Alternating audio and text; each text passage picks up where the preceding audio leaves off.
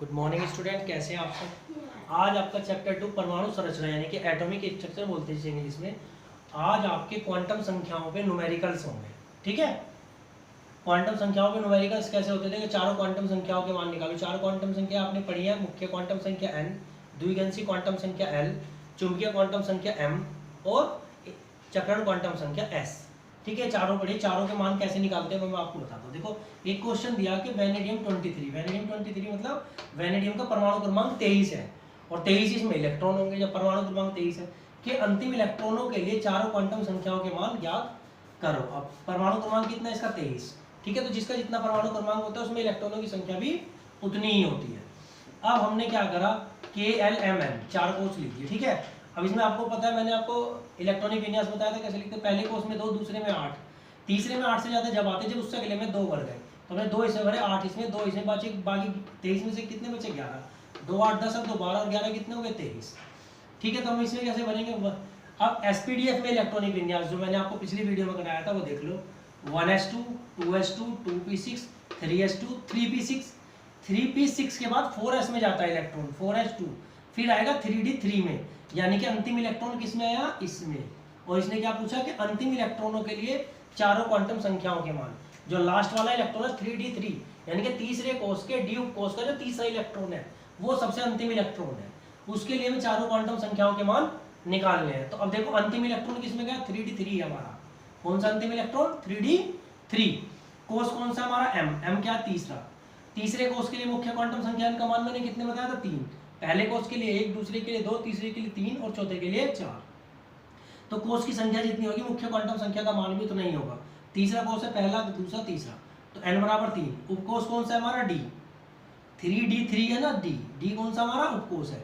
जैसे अगर हम 3d3 है इसमें भी हम निकाल सकते हैं। देखो, जो हमारा ये पहले लिखा होता है तो कोष संख्या होती है, जो मुख्य क्वांटम संख्या। D क्या है हमारा? उपकोष है। ठीक है, तो उपकोष में कौन सा क्या? D के लिए द्विगंशी क्वांटम संख्या का मान कितना बताया था मैंने? 2।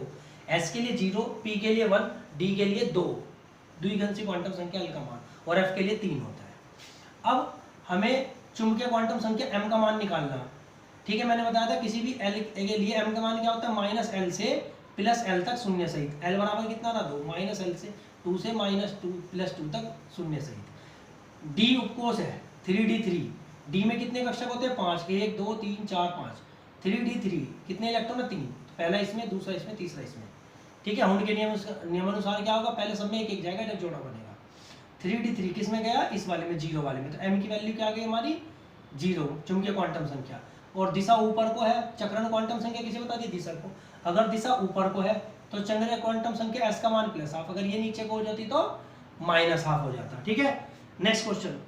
क्लोरीन 17 के अंतिम इलेक्ट्रॉन के लिए चारों क्वांटम संख्याओं के मान ज्ञात करो। सबसे पहले हम इसका इलेक्ट्रॉनिक विन्यास SPDF में लिखेंगे। 17 है यानी कि इलेक्ट्रॉन कितने हो गए? 17। तो हमने इसे कैसे डिवाइड किया? 2 8 7। पहले कोष में 2 इलेक्ट्रॉन, दूसरे में 8 और तीसरे में 7। फिर इसका SPDF इलेक्ट्रॉनिक विन्यास का 1s2 2s2 2p6 3s2 3p5, यानी कि 3p5 तीसरे कोष के p कोष का जो 5वां इलेक्ट्रॉन है वो अंतिम इलेक्ट्रॉन है 3p5। कोष कौन सा है हमारा? m, यानी कि तीसरा कोष है।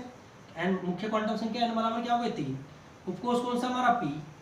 p के लिए द्विगंशी क्वांटम संख्या का मान क्या होता है? 1। MP में कितने होते हैं? कक्षक 3 होते हैं, 1 2 3 हमने बना दिया। 3p5 है, कितने इलेक्ट्रॉन है? 5। पहला इसमें, दूसरा इसमें, तीसरा इसमें, चौथा इसमें, पांचवा इसमें। पांचवा किसमें गया? 0 वाले में। तो m बराबर क्या हो गया? 0। दिशा कैसी है पांचवे की? नीचे को। भाई पहले वाले की तो ऊपर थी, दूसरे कैसी है? नीचे को। तो इसका मान क्या हो जाएगा? -12। मैंने ही बताया था कि ऊपर को होगी तो +12 और नीचे को होगी तो चक्रण क्वांटम संख्या s का मान -12 हो जाएगा। ठीक है, एक तो इस तरह से क्वेश्चन आते हैं कि आपको कोई परमाणु दे दिया, इसका परमाणु क्रमांक बता दिया और ये बताया कि इसका चारों क्वांटम संख्याओं के मान निकाल लो। एक आता है जैसे हमें दे दिया 4d3 के लिए चारों क्वांटम संख्याओं के मान बताओ, तो हमें इलेक्ट्रॉनिक विन्यास SPDF में लिखने की जरूरत नहीं, हमें ऑलरेडी अंतिम इलेक्ट्रॉन दे दिया। ठीक है, 4d3 का मतलब क्या है? इसमें जो 4 है ये कोष की संख्या है और जितनी कोष की संख्या होगी मुख्य क्वांटम संख्या उतनी हो जाएगी। जैसे 4 है तो मुख्य क्वांटम संख्या की वैल्यू क्या हो गई? 4। उपकोष कौन सा? D उपकोष के लिए l का मान क्या होता है? 2। D में कितने कक्षक होते हैं? 5 5 बना लिए। 4d3 कितने इलेक्ट्रॉन है? 3। 1 2 3। अब पहले वही -2 -1 0 +1 +2, वही m की वैल्यू किस पे निर्भर करती है? l पे। -l से +l तक शून्य सही। -2 -1 0 +1 +2। किसमें गया तीसरा इलेक्ट्रॉन, 0 में। तो चौम का क्वांटम संख्या का मान कितना आ गया बच्चों, 0। दिशा ऊपर को इलेक्ट्रॉन की, तो s की वैल्यू क्या आ जाएगी, चक्रण क्वांटम संख्या s की वैल्यू आ जाएगी +12। ऐसे ही नेक्स्ट क्वेश्चन है 3d8, इलेक्ट्रॉन के लिए NLMS यानी कि मुख्य क्वांटम संख्या n, द्विघांसी क्वांटम संख्या l, चुंबकीय क्वांटम संख्या m और चक्रण क्वांटम संख्या s के मान ज्ञात करें। यानी चारों क्वांटम संख्याओं के मान ज्ञात करने हमें दिया 3d8। 3d8 में 3 क्या है हमारा, अंतिम कोष। अंतिम कोष किसे बताता है, मुख्य क्वांटम संख्या को, n बराबर 3 हो गया। d क्या है हमारा, उपकोष। उपकोष d के लिए l की वैल्यू क्या होती है, 2। d में कितने कक्षक होते हैं, 5 बना लो, 1 2 3 4 5। ठीक है, अब क्या हो जाएगा, -2। भाई m की वैल्यू क्या होती है, l पे निर्भर करती है, -l से +l तक शून्य से। जैसे इसमें क्या आता है, क्या नाम है, इस वाले में देखो आया था, l की वैल्यू कितनी आई थी, 1 से +1 तक 0 सहित। ठीक है, अब ऐसे ये है -l से +l तक शून्य सहित।